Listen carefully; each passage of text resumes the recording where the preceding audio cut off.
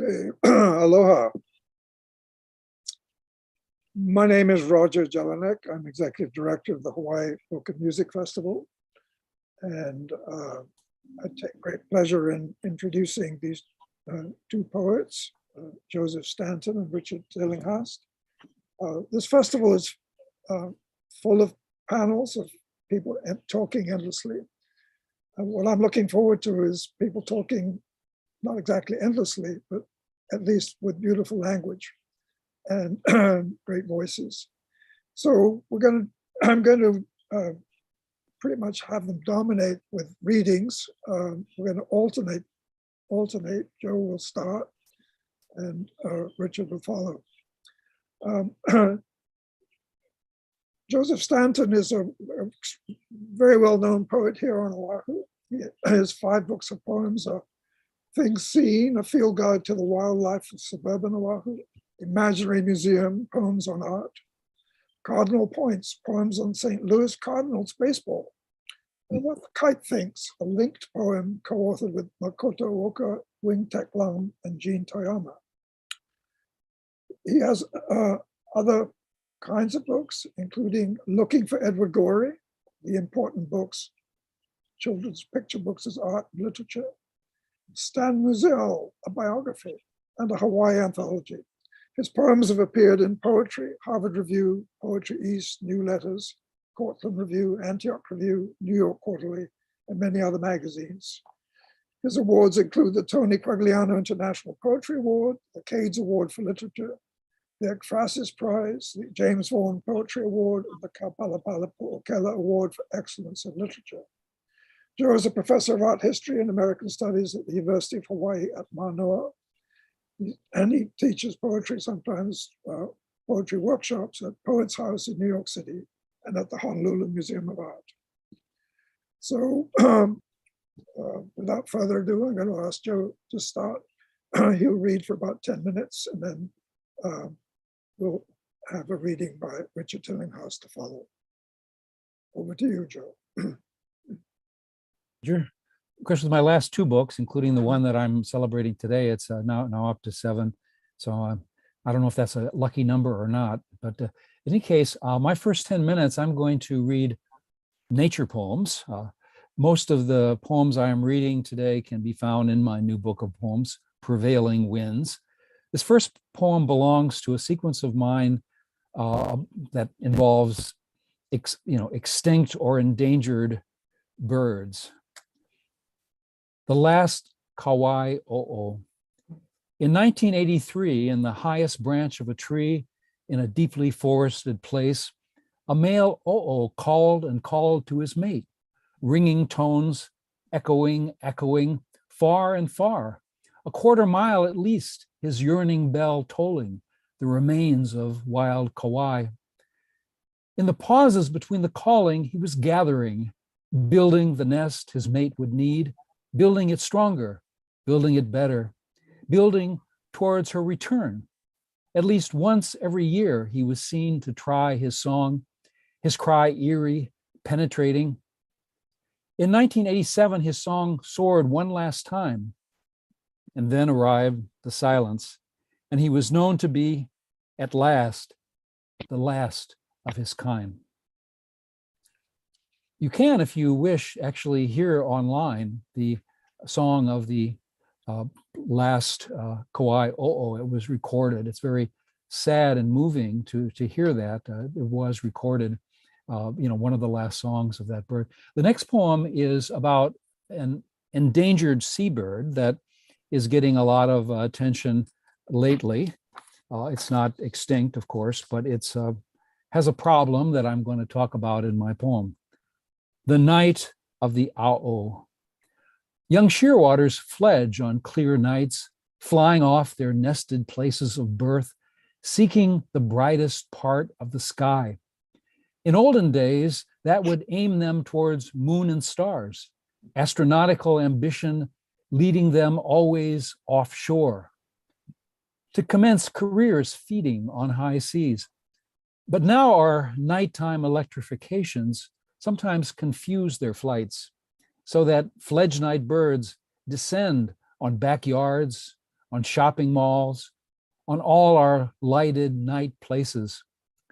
Some autumn nights, flocks of shearwaters rain down suddenly on a high school football game, making it seem a scene by Hitchcock, the horror mostly in the hearts of the birds who cannot lift off from level ground and need to be, by the kindness of strangers, carried to the sea.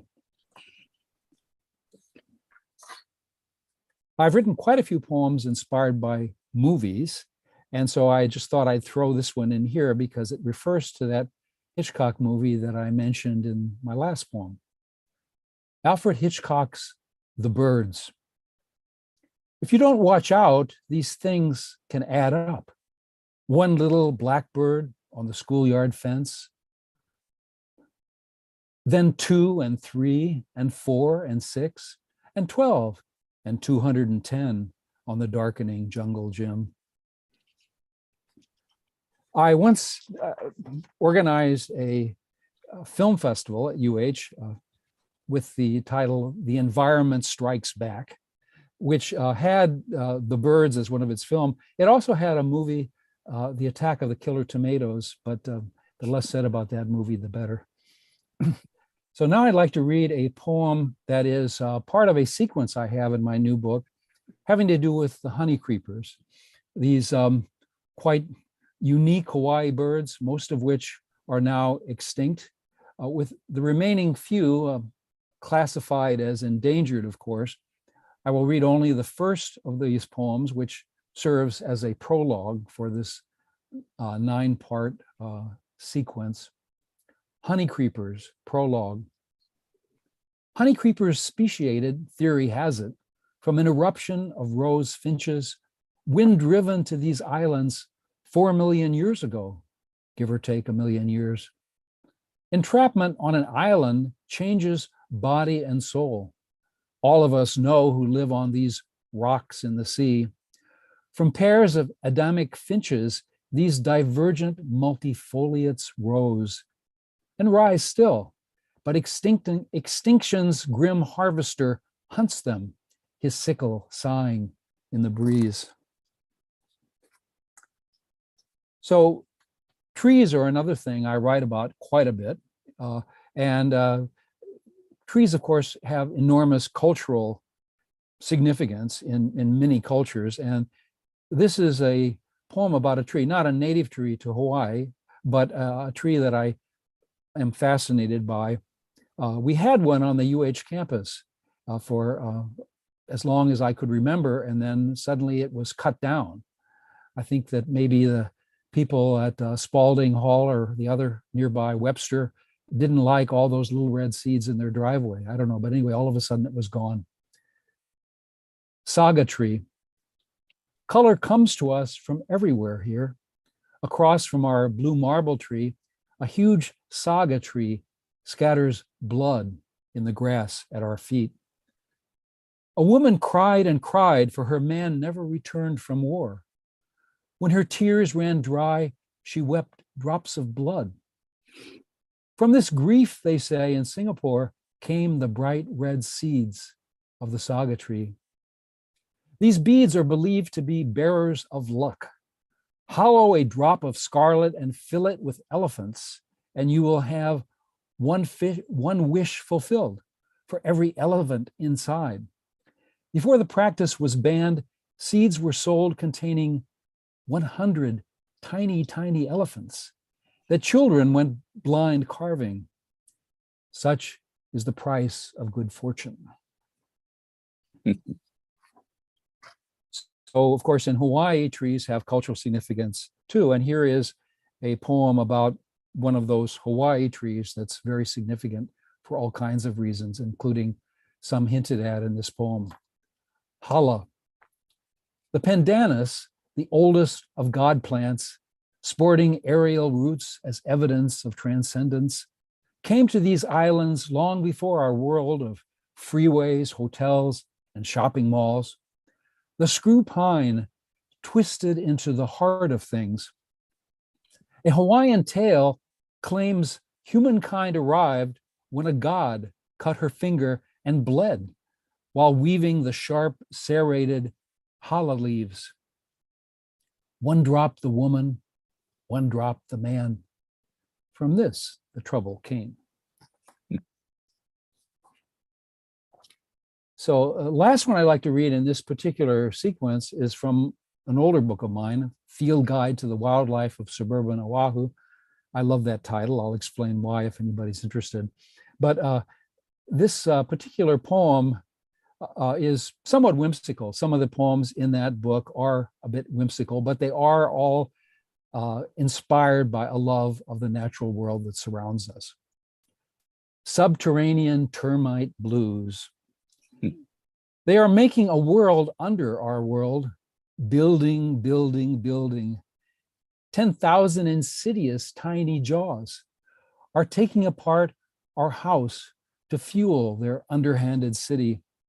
Secret minuscule nibblings, no bigger than marks of punctuation or grains of sand, will someday lead to nothing. My family open under the wide sky, home fallen into total ellipse, exposed to the living light of day, as if we could live that way. While underground, a tiny reverse suburbia will be the mirror image of all we will have lost. Deep down, underground mornings will see tiny faces lather and shave, and over a breakfast of coffee and cellulose, speak of us almost, it will seem, with regret. While in some corner of a subterranean city, a tiny thorax will hunch over a tiny typewriter, forelegs tap, tap, tapping, beginning to take away the words of this poem. Perhaps as an indication of how long ago I wrote this poem, I have my termite using a typewriter, as I also did when I wrote that poem, Heaven Protect Us if the termites learn how to use a computer. So I'll stop there in this first sequence. Bravo. Oh, Roger, you're still, you're muted. Yeah, I'm sorry. Will you explain that title? The Suburban. Say why you love that title so much. Well, when I was coming up with that, I had the feeling that, well, there were a lot of nature people writing about nature. I mean, like Robert Bly or somebody would come and write about a lava tube, and there would be all this excitement about the volcano or this, that, and there. But for me, I always felt that the nature that's important to us is the nature that we have in our everyday lives. So, you know, most of us in Hawaii live in some sort of suburb. So I feel like, you know, to talk about suburban wildlife was a way to talk about the ordinariness of the world, that, you know, the birds that are in our lawns, the centipedes that we deal with, the termites, the, you know, all these little everyday things, those are nature. And to me, they're actually more important in a lot of ways than the more spectacular natural phenomenon that seem to get more attention in poems. But I got some complaints. People say, why do you call your book Suburban? You know, because suburban is supposedly, you know, kind of a badge of some sort of mediocrity. But I figure, you know, well, I live in a suburb, so, you know, why should I care about whether that's a bad term or not? So anyway, I liked the title because I felt like it was problematic in an interesting way. And I like the fact that it's a long title as well, that kind of made me feel like I was having fun with my title. Well, it certainly elicited a question from me, so you've succeeded. Okay, now I'm going to turn to Richard Tillinghast. Richard Tillinghast was born and raised in Memphis. After college at Sewanee, he did graduate work at Harvard, where he studied with Robert Lowell. The author of 13 books of poetry and 5 of creative nonfiction. He's received grants from many distinguished sources. His poems have appeared in the New Yorker, the Atlantic, Paris Review, the Yale Review, American Poetry Review, the Best American Poetry, the Best of Irish Poetry, and elsewhere. He's been awarded the James Dickey Prize for Poetry from 5 Points and the Cleanth Books Award for Nonfiction from the Southern Review. Currently a member of the core faculty in the Converse College MFA program, and he's an emeritus professor of English at the University of Michigan. and the founder and past director of the Bear River Writers Conference in northern Michigan. He currently lives on the Big Island in Hawaii and spends his summers in Sewanee, Tennessee. So Richard, with that introduction, would you proceed to entertain us? Thank you so much, Roger. I appreciate your introduction. It's such a pleasure to read with Joe. We've never met in person, but I feel as if we're friends. We've exchanged poems, and I can tell we're simpatico. The poems that I'm going to read today are all, I believe, all have Hawaiian settings, and they come from this book called Blue, If Only I Could Tell You. I don't know if that shows up well on the screen. The first poem is called Refuge, and it's a poem to my partner, Susie Papanicholas, who built this house, the house where we live now, and has given me refuge here. Refuge. A little house above the tsunami line, plumbed, wired, and swept. Tatami mats on the floor. Trade winds riffling the palm fronds. A place to heal. And the knowledge there is work to be done. Doves' throaty calls, saffron flashes of finches, and the rice birds that hang upside down on stalks and peck at seeds. Starbucks, or a train compartment, or a room at the airport hotel outside Mexico City. It's all very well. But this is better. You've brewed me a tonic. You've painted the door red and the walls green. The orchids are in bloom. You gave me a compass, and here it is on my table, pointing north.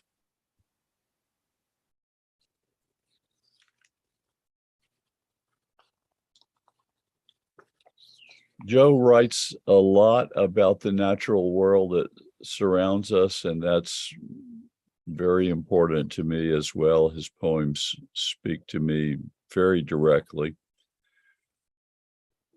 We're going all the way from termites under the ground to the wild pigs that tear up our lawns. Part of what I'm trying to do in this poem is to translate into the English language not only the thoughts, but also the language of the wild pigs, because the natural creatures have their way of speaking, and there's meaning in the different sounds that come out of them. We just don't know what those meanings are particularly. Now, if you imagine what a wild pig thinks and what a wild pig says, you can imagine that that language would be rather salty. So those of you who were brought up going to Sunday school, I'm sure you didn't hear any language like this, and nor did I. I will also mention that by talking about the wild pigs, I hope to make a connection, an oblique connection to the politics of our day. This is called the Boar, and that is, of course, B-O-A-R. There's another word in here, fainted, and by that I don't mean the more common use of the verb to faint, but the one that goes F-E-I-N-T. The Boar, that bristly motherfucker. I'd run out and yell at him when he came onto my property, him and the sow and the 7 piglets. I threw rocks and made a big noise, but he was not inclined to flee. As I made a move toward him, trying to look menacing, he set his trotters into the ground and fainted back, more sudden than me. I could see him thinking, come on, take me on if you've got the balls for it. tall, two-legged animal with whatever that is you're wearing on your head. See these tusks? So Barry, the pig guy, came, set his snares on the pig trail through the howe trees, and trapped him. What the fuck? The boar bellowed. I have absolute right here. I forbid this. Barry lassoed the pig and bound him, hind legs in front, dragged him squealing out of the thicket. But the cry that boar let loose as he struggled against the ropes split the peaceful sky of our hilltop. The chickens ran under the house, dogs barked in houses half a mile away. The neighbors stopped bickering, and God knows what the baby goats next door made of it. Nobody had told them yet about borders and killing and rage.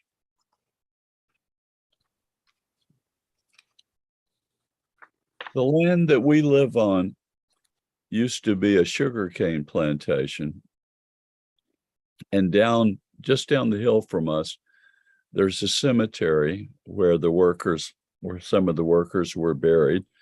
There's also what's left of a Japanese communal bath. And one of the guys who lives around here told me that he had a job dismantling the old dance hall once. So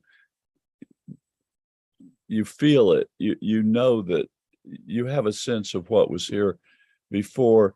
When I first moved here, sometimes I would walk around and it was strange because I would see these figures out of the corners of my eye, which was pretty scary. And then I started to understand that they were the ancestors on this land, and I tried to assure them that I meant no harm, and I believe eventually they accepted that because I don't see them anymore. But I call them the allies, and this is the last poem of mine for this segment, The Allies. I'm going down there again tonight to call on the allies, to touch insubstantially my forehead to theirs, to breathe the breath they breathe, and ask them for strength. Used to be, at twilight, they would spring up in the corners of my eyes. It could scare you. Now they choose invisibility.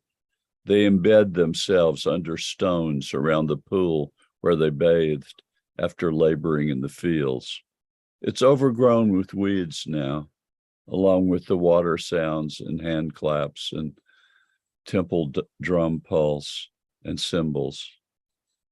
I wonder if anybody else can hear this. The earth has absorbed them. The grass reclaims their laughter, their sweat, but not their dominion. I'm going down there again tonight.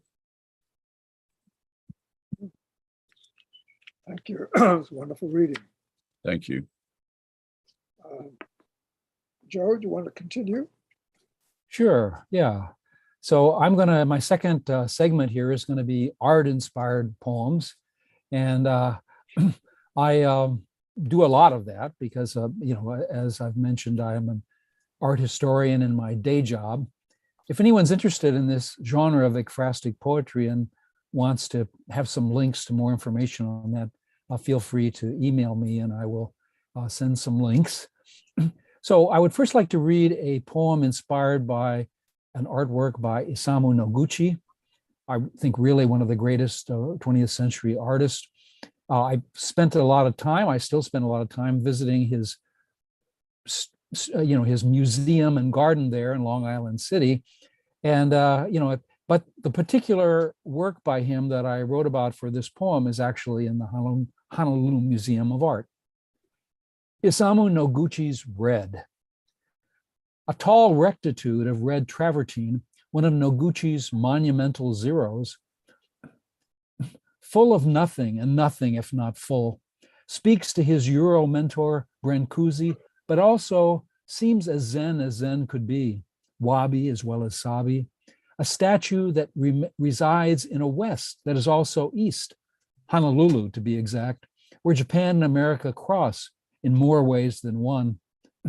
A sculpture offering two sides, an ancient rune whose tune also declares the modern. And we can see too that the smooth is backed by the rough hewn, balance is struck and striking, primitive yet sophisticate, powerful yet simplistic, rock that is also flesh, containing crystals that spark light, a sun setting on a Pacific expanse, touching upon his mother and his father, as he often did in mind, seeking, again, the balance that is the everything and the nothing at all. So I've also written some poems inspired by music, and I decided to throw one of those in. This was actually written for a conference at Hofstra University on Frank Sinatra.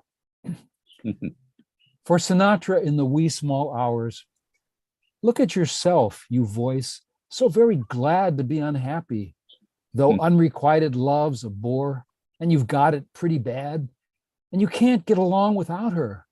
No, not really very well, though you try and try to be so glad to be unhappy and smile long notes through a mood indigo, your blues so cool, holding the smiling whiskey of your aging vibrato, swirled in the glass of unrelenting style. Deep in a dream of some sort of her, we've all lost too, with you seeing all our losses, as if you were singing somehow all our sorrows. Every life we've wept tearless in the wee small hours, mourning with a smile and a last long curl of smoke adrift. I had the interesting experience of Noi Tanagawa interviewed me some years ago, and I read this poem for that interview. And when she played the program, she used Frank Sinatra singing in the wee small hours of the morning as the background music to my reading. A friend of mine then contacted me. He said, "Hey, Joe, I heard you on the radio doing a duet with Frank Sinatra." Problem with that is that if I had actually been singing, it would have broken the radio. My singing voice is not something that one wants to hear. So two of the artists that I've written about most often are Winslow Homer and Edward Hopper. I've written about them both as a scholar and as a poet. Here's a poem about the artwork that actually is on the cover of my moving pictures book. Winslow Homer's Snap the Whip. Snap the Whip is a game of run and fall, of wanting to hang on, but falling after all. The running takes the boys towards a goal that must be nothing in particular. An open meadow, an expanse of flowers, a distant mountain, a waiting schoolhouse. The point of the game is the holding on, deftly, desperately. But there would seem to be, at last, no way to win, no way to lose. The Yank-back team is composed of all who have fallen so far. Therefore, this game, if not for weariness or the end of recess, could go on refining its fall and rise until the end of time. I've written quite a lot about Edward Hopper, and this particular poem goes somewhat against the trend. Usually even myself as an art historian have talked about the alienation that you see in Hopper's works, particularly between husband and wife. But somehow in writing this poem, I decided to lean against that sort of thought and actually have the poem end in a more hopeful way for the relationship depicted in this famous painting. Edward Hopper's room in New York. Seated in the room's one comfortable chair, a husband hunches forward, intent upon his paper, as if his life depended on the scores he finds there. Just home from work, he has not yet loosened his tie nor spoken with his wife, who is wearing her bright red dress, the one with the bow in back that comes easily undone. She knows he has not noticed, so she plunks the keys on her piano to say to him softly that she is there and has been waiting all day for him. The room glows, yellow walls, oak table and door, the rosy tones of the man's chair and the woman's dress. Something could come of this. So I'd like to conclude this section with a collaborative piece. I have collaborated with artists in many cases, sometimes with composers and so forth, but every May we have an exhibition at Omalahia where I have often collaborated with the visual artists in that group. But the artist that I have collaborated most often is Adam Leblanc, who is, he and I have done several collaborations over the years. Most recently, we collaborated on a revival of his work, Nights on B Street, which he first worked on in the 1990s. We did a big exhibition of that just recently with his 7 large pieces, constructions showing an urban environment in a very witty and kind of charming way, but very powerful also. And 11 of my poems that went with those particular pieces and were displayed. The exhibition was up and was beautiful, we feel, at least, at the Iolani Gallery there at Windward Community College. Unfortunately, the pandemic set in, and so no one was allowed, we didn't have any opening for the exhibit, and no one was allowed to go unless you were a student or staff at Windward. Fortunately, the gallery did make a video, so there's a YouTube of Nights on B Street, which you can see. It's only about 7 minutes long. And also Pat Matsueda, in her journal, Vice Versa, did a wonderful capturing of Nights on B Street, which also can be found online. So I'm just going to read one of those poems from that sequence. Adam LeBlanc's Nights on B Street, number 3, Blue Note.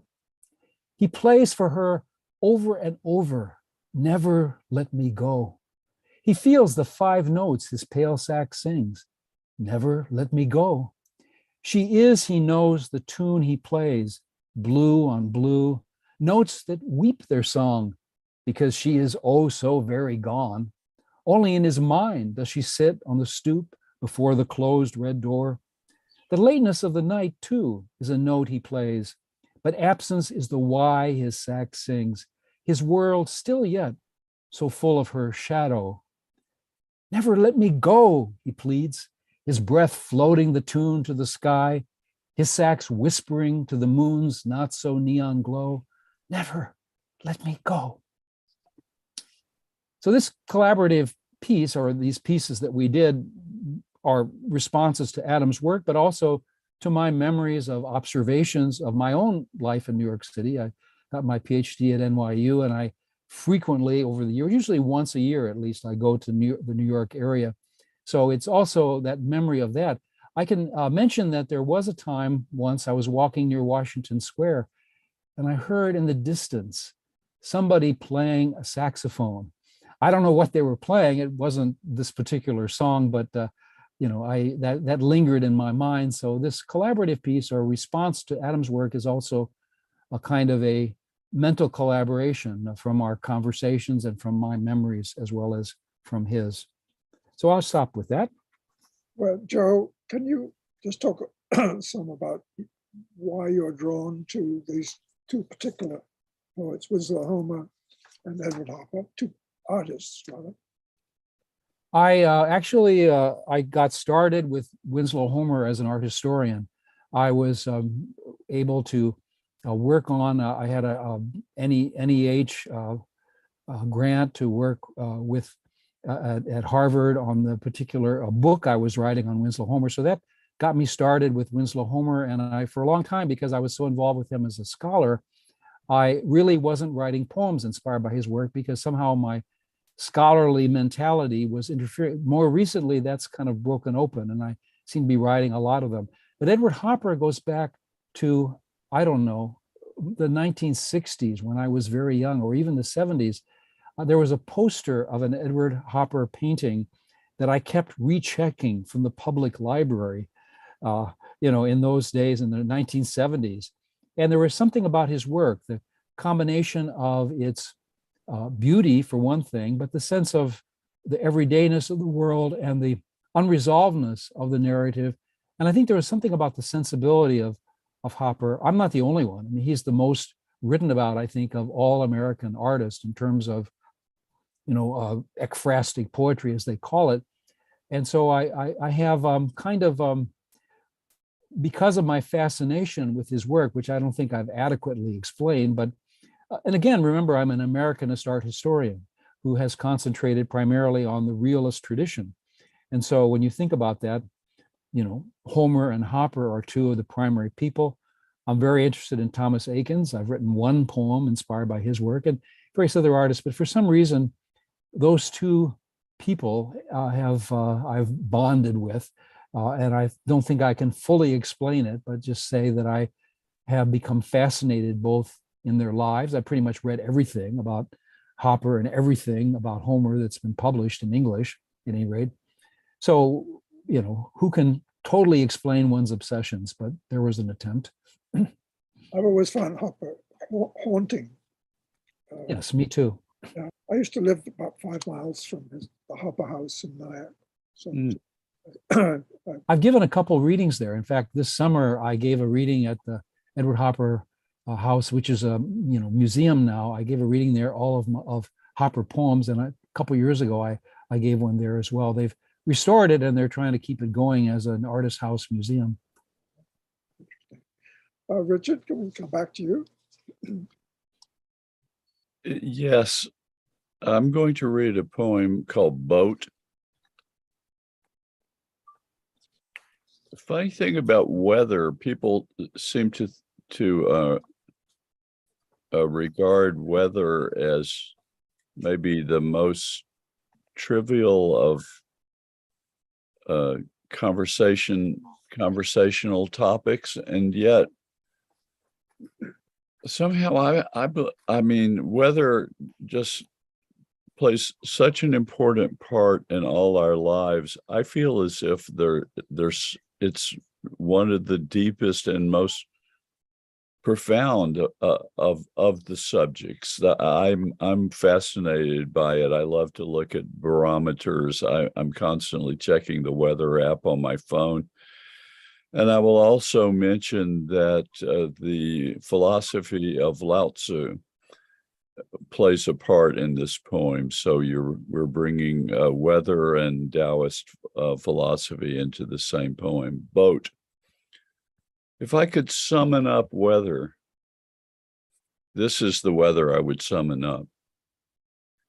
A door in the afternoon opened. The temperature fell a notch or two. The day turned inside out. Out over the ocean, I saw ghostings of rain, a granular shimmer of drizzle coming ashore. As it reached our hillside, big drops saucered on the banana leaves. And when I hoisted an umbrella and walked out into it, the rain said something to the umbrella I raised. It was the opposite of big-shouldered or insistent.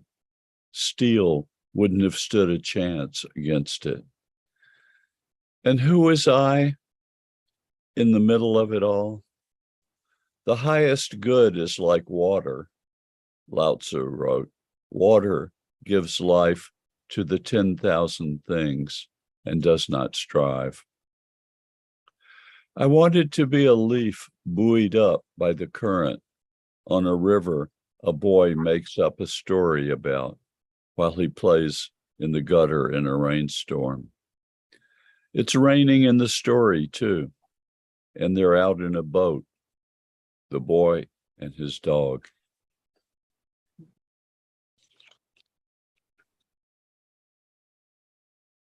I mentioned Taoist philosophy in that poem, and as an introduction to the poem that I'm about to read, I'll mention how important the classical Chinese poets have been to me.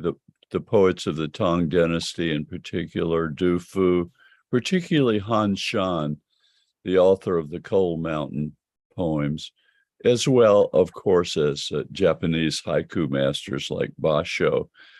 There's an attitude toward life. There's a certain style, and in the works of those poets that to some extent I'm imitating this poem called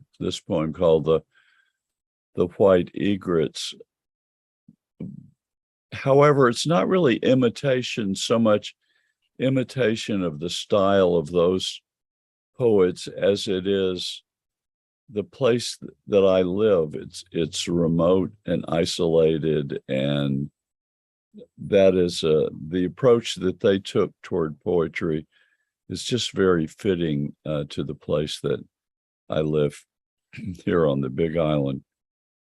The poem is called The White Egrets. Who lives up there, I wonder, on the ridge beyond us, over the gulch? The stream speaks syllables in the night when I go to my window and listen. No business of mine, but I catch at times voices. The wind blows toward me, a cry of rapture, the laughter of children, voices raised in anger on a difficult morning.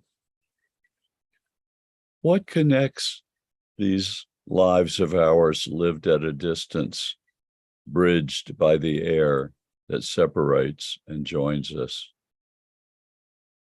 White egrets flapping home to nests in the sea cliffs by 3s, by 7s, by 12s. View from their altitude our valleys and misty hillsides. A feather floats down from what they know of us.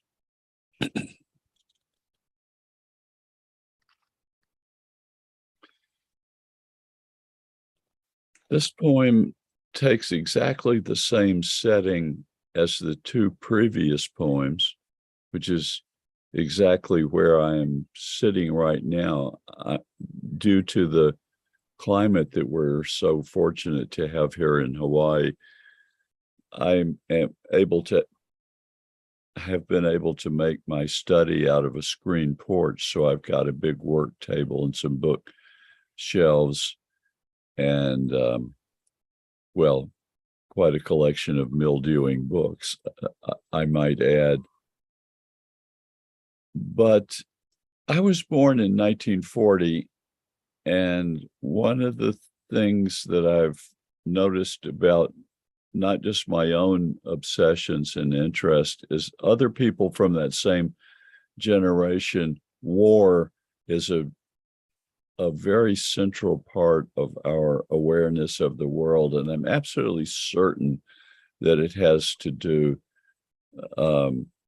with the fact that we were babies and children during the Second World War. I think that must be especially true for, and I know it is especially true for people of that same generation who grew up in Hawaii, because after all, the war started here.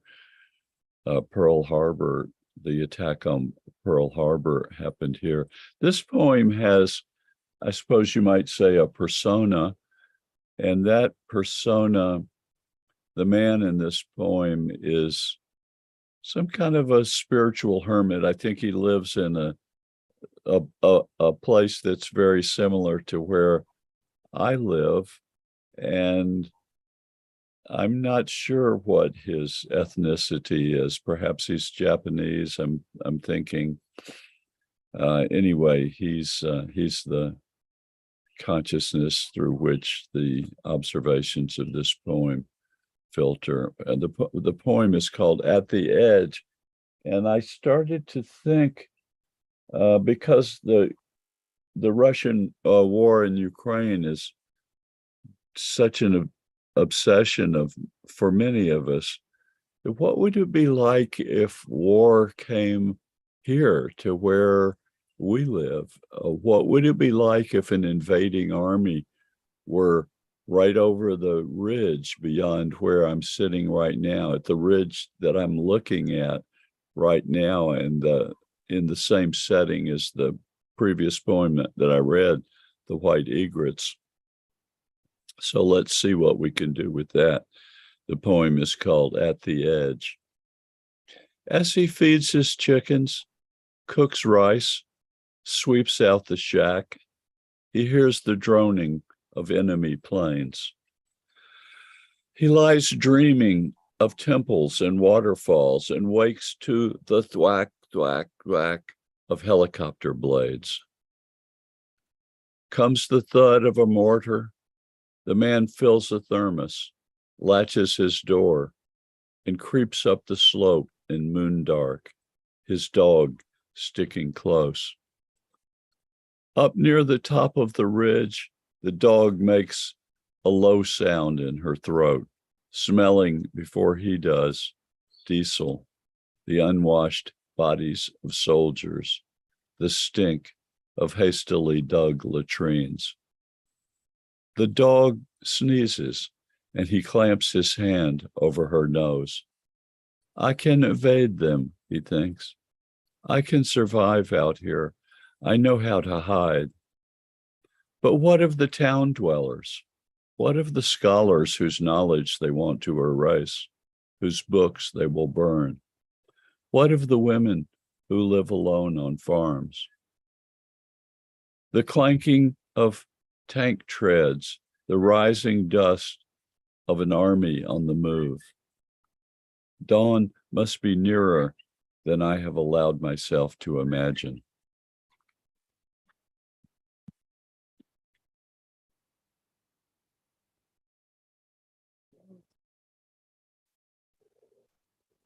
You're muted, Roger.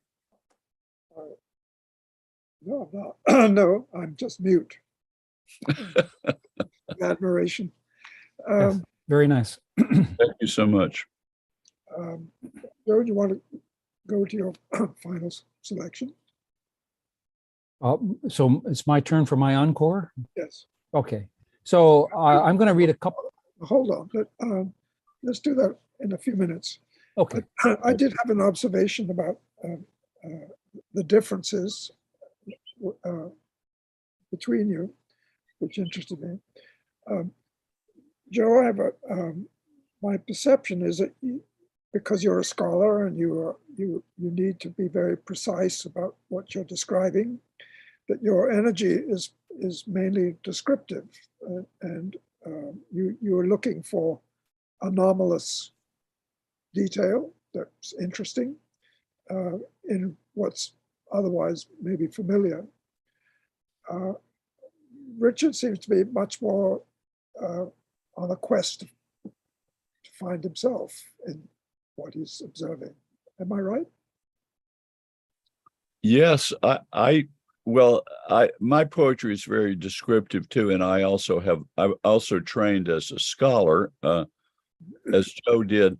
On the other hand, yes, I regard poetry as a kind of a spiritual pilgrimage, and yes, it's a way of trying to work out who you are over the course of many years. So it's a very interesting observation. I'd be interested in hearing what Joe has to say. Well, I can't say that description is the only thing I do. In fact, the next thing I'm going to read is perhaps, showing a side of my work. Sometimes I do surrealistic things. I'm going for the dreamlike, which is not necessarily the realistic thing. A lot of times for audiences, I read things that are more, I feel more entertaining, more kind of recognizable for them.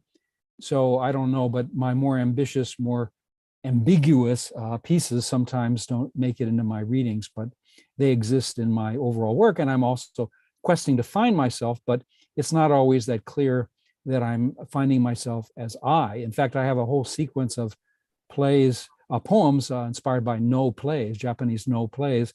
And all of those are very intense dramas. I'm looking at very psychological states that to my mind are very intense. I mean, they're not necessarily part of me as an individual person, but I'm on a quest when I write those kind of poems to try to understand those states of mind and those extremes of emotion and so forth. So there are, I think we all are diverse in terms of what we do. Of course, what we present in a reading may be different from, some of the other things we do. No, that was not intended as a criticism, simply an observation of different preoccupations. One thing that I might say is that I find myself searching for often for a persona who interests me, who sometimes I would be writing a poem that has another character in. Sometimes, I mean, there are characters in my poems, and sometimes I'm not even aware while I'm writing the poem that persona is expresses attributes of myself. You know what I mean? And a book that I'm rereading now has always been a very important book to me is Personae by Ezra Pound. It was one of Ezra Pound's first books. So that's an aspect, a way of expressing or finding and expressing who you are often is a process of finding these characters through whom you can speak. So I could mention too that an important influence on me, which doesn't necessarily reflect in the poems I usually read in readings, is Richard Howard, who I think was the most extraordinary writer of dramatic monologues, going further than Robert Browning in many ways. And so I've written a number of poems, whether about Bruegel paintings or no plays or whatever, in which I have dramatic monologues, whether it's I have a poem where Hamlet gets responded to by, the skull speaks to him, of Yorick speaks to Hamlet, and I have a monologue from the point of view of that skull. So, that the idea of a monologue to me is very powerful because I have a long interest in theater, and the monologue is a way of coming up. I have a poem about the Giorgione painting, The Tempest, in which the man speaks, the woman speaks, and then there's a comment on the painting as a whole. So I have those voices kind of talking. Of course, I don't identify necessarily with the man or the woman, but I see those voices as important parts of anybody. I mean, of me or of anybody else, that the man and the woman left behind with the small child, or the man who's gone off to the big city to become famous and then died, which is what Giorgione did. In any case, I think that we have a lot of these voices in ourselves if we look for them. Fascinating. Yeah, okay. Let's go to the encores.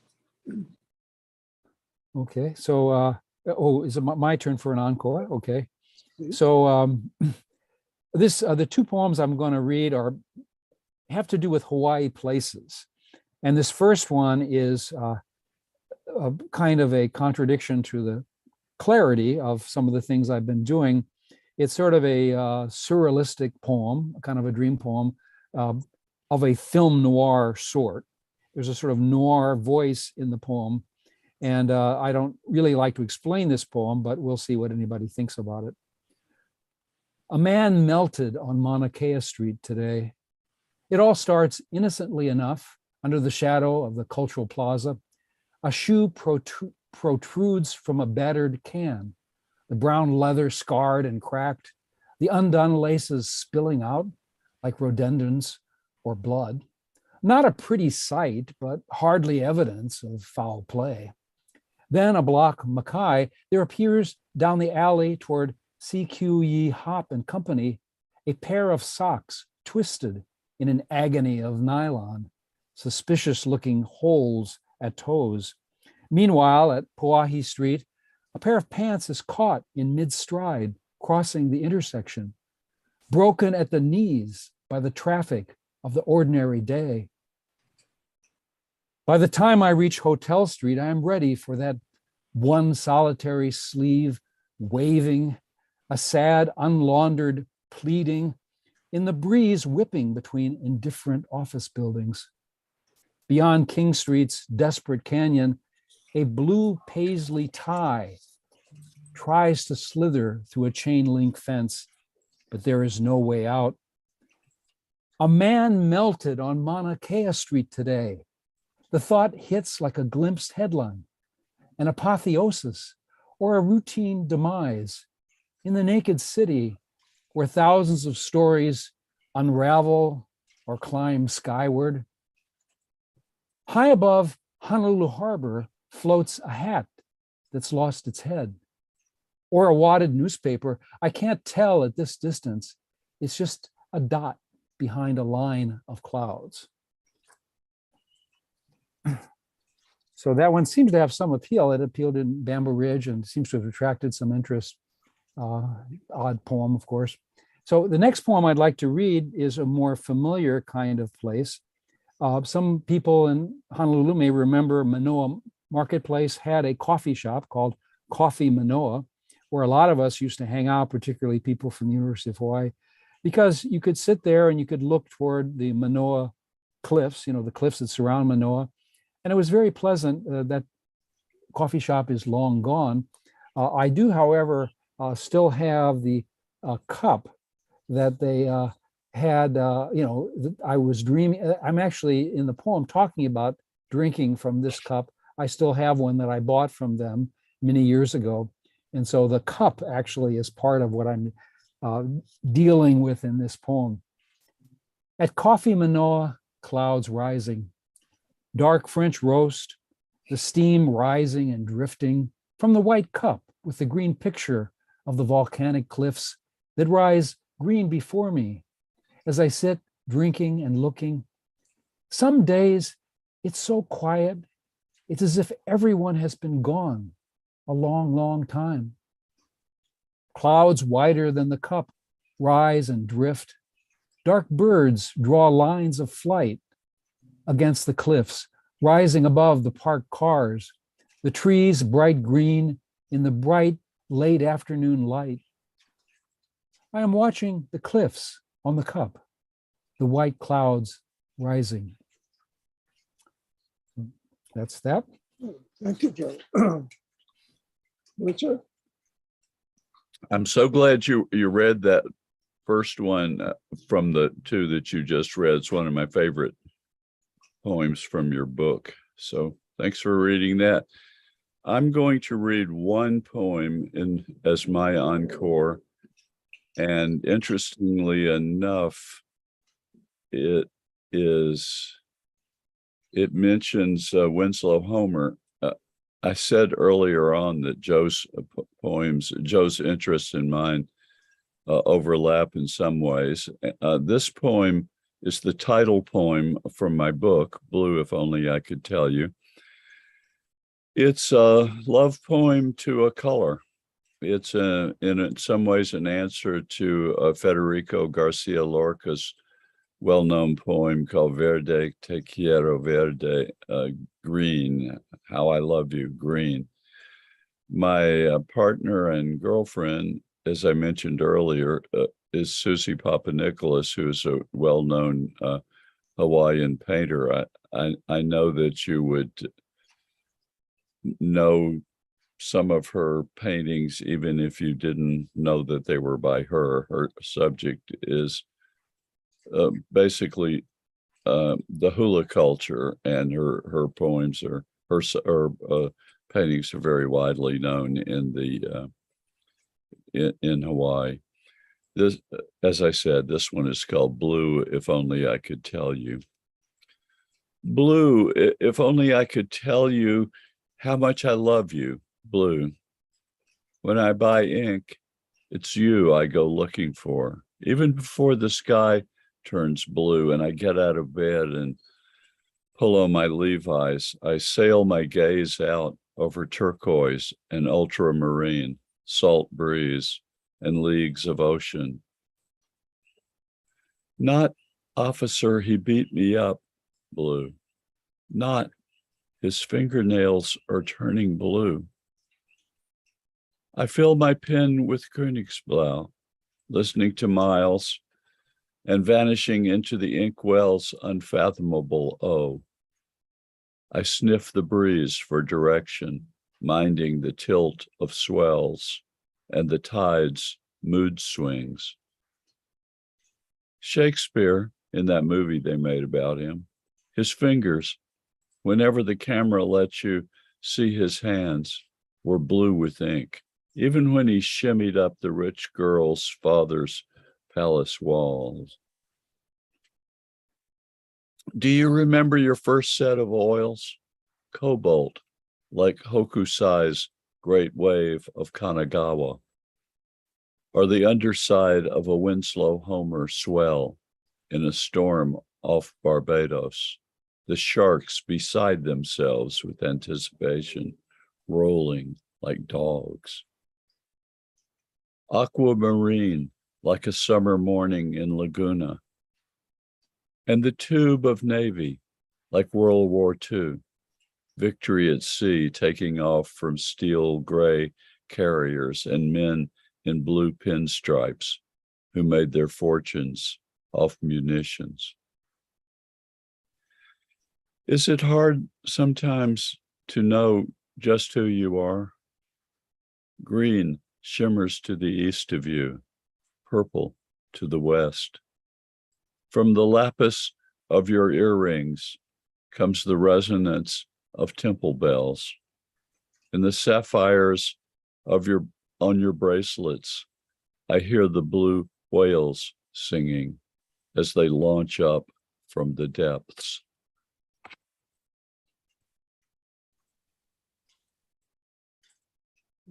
Very nice. Thank you. Thank you so much. We've come to the end of our hour. I thoroughly enjoyed hearing you both. Joe asked me to mention that he has a launch event for this book, Prevailing Winds, on Thursday, November the 10th at Native Books at Arts and Letters. That's on Nu'uanu Avenue in Honolulu. And the event is sponsored by the UH American Studies Department. And anyone who'd like more information should get in touch with Joe at jstanton@hawaii.edu. So again, thank you, Joe, and thank you, Richard. Most enjoyable hour. Thank you so much, Roger and Joe. It's been a pleasure. Thank you both. We'll have to have you again, but in person next time. Sounds good. Aloha.